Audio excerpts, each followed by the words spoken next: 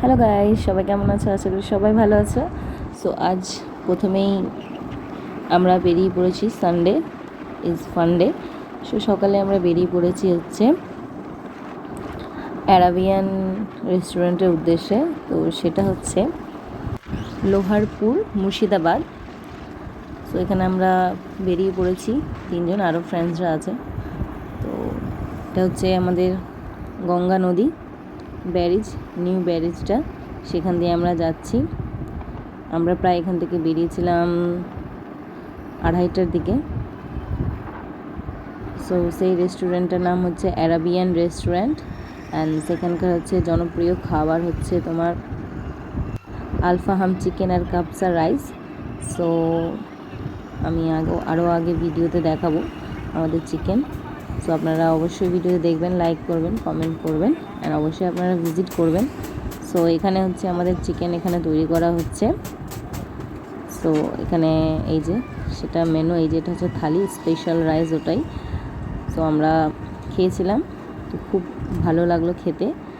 এই যে উপরে লেখা আছে আলফাহাম চিকেন কাবসা রাইস। সো এখানে আমাদের ডেস্টিনেশন আমরা পৌঁছে গিয়েছিলাম। এবার আমরা ভেতরে গিয়ে বসবো।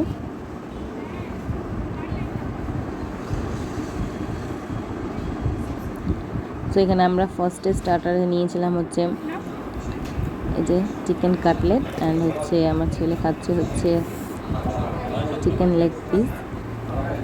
সো কাটলেটটাও খুব সুন্দর ছিল বাস, অ্যান্ড এখানে চিকেন খাচ্ছে সস দিয়ে। সো স্টার্টারটা আমাদের খুব বেশ ভালোই ছিল। দেন এখানে এই যে সবাই খেতে বসেছি, এই যে ফ্রেন্ডসরা সবাই খাচ্ছে সেই jumbo thali, and jumbo size হচ্ছে চিকেন, অ্যান্ড হচ্ছে everything. So everything test is very very good. So আপনারা অবশ্যই যাবেন, ভিজিট করবেন ফ্রেন্ডসদের সাথে, ফ্যামিলির সাথে। সো এত বড় থালা খেতে খেতে আমি পুরো টায়ার্ড হয়ে গিয়েছিলাম।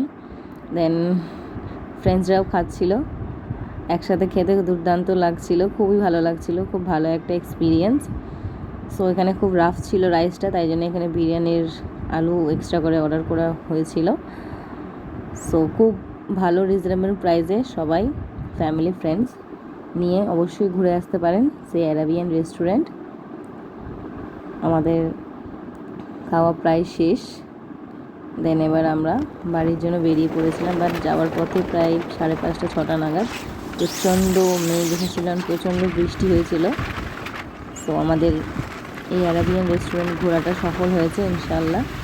আপনারাও অবশ্যই যাবেন, অ্যান্ড নিজের অনুভূতিটা অবশ্যই শেয়ার করবেন।